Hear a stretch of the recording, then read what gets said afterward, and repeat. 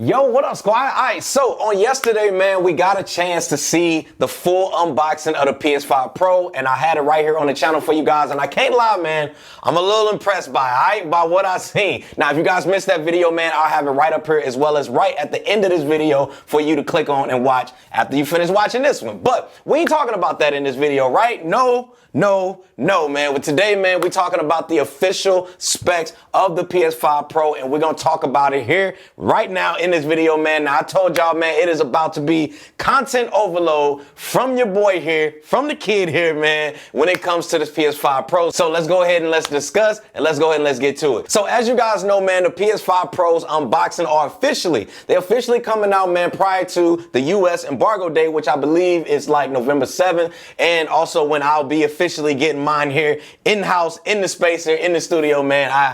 I can't wait, man. So the spec sheet I'm about to show you guys here came from a Twitter account at VideoTechUK_, which shows all of the official specs of the new PS5 Pro, which Sony purposely did not share during the announcement event. So let's go ahead and just start, and let's just put it right here up on the screen. All right, so when it comes to the processor, we can see the CPU here is rocking the x86-64 AMD Ryzen Zen 2 with 8 cores as well as 16 threads. And no, I cannot read Spanish, but shout out to Google Translate, man, because your boy needed some help.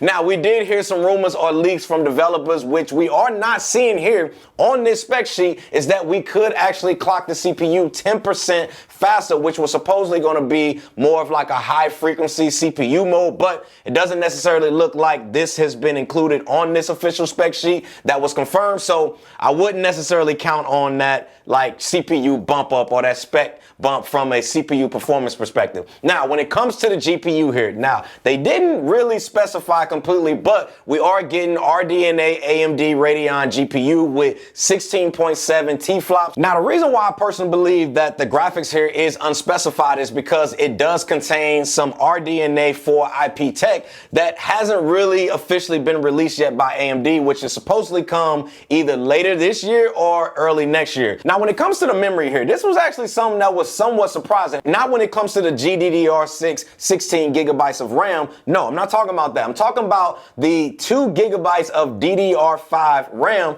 that's also included. Now, I'm assuming this 2 gigs that we get in here is actually going to be dedicated for non-gaming needs or applications that need to run, which is actually pretty dope, man, because we can actually separately dedicate at least about 14 gigabytes of RAM to be strictly for the gaming needs, which to me, I'm here for, man. Now, when it comes to the storage here, we're getting the 2 terabytes that we were confirmed on during the announcement, as well as also on the official retail boxing, which I showed you guys off in yesterday's video right up here.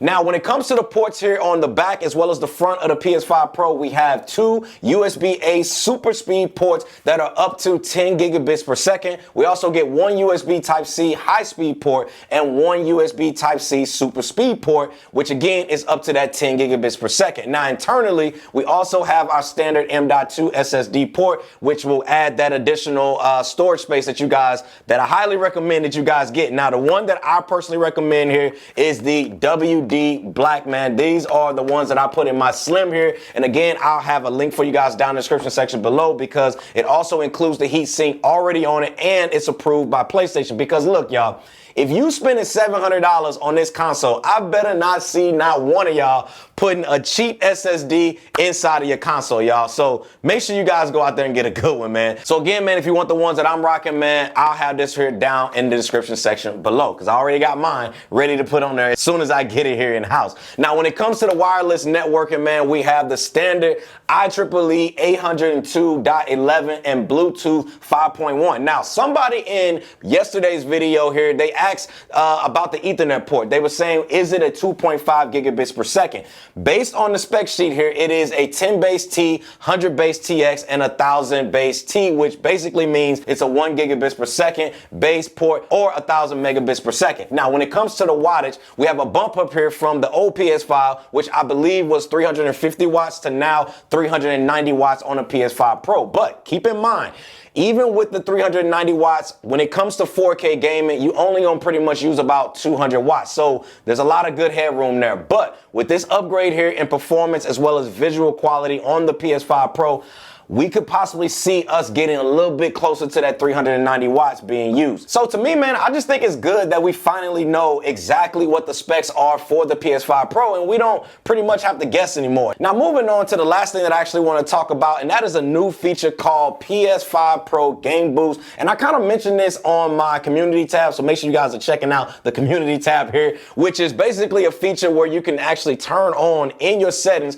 under screen and video, where it can enhance the video image quality for more than 8,500 backwards compatible PS4 games that will be playable on the PS5 Pro. Now, notice that they said it can enhance the quality of their 8,500 gaming catalog. So to me, I would say with them saying it can, honestly, man, the jury's still out on this feature, but I will be doing some testing on it myself, so be on the lookout for that. Now, I was mentioned on the PlayStation blog site that this feature here may actually stabilize or improve the performance of supported PS4 and PS5 games. I'm just glad they put that in there, because I was curious if the PS5 Pro was also going to be enhancing just regular PS5 games that will not be getting the PS5 Pro enhanced badge next to its name in the PlayStation Store, which right now, if we look at the game count, and I'm going to talk about this in tomorrow's video, it stands at about 83 titles getting the PS5 Pro enhanced feature to be able to see all of the full raw power that the PS5 Pro is actually capable of. Now,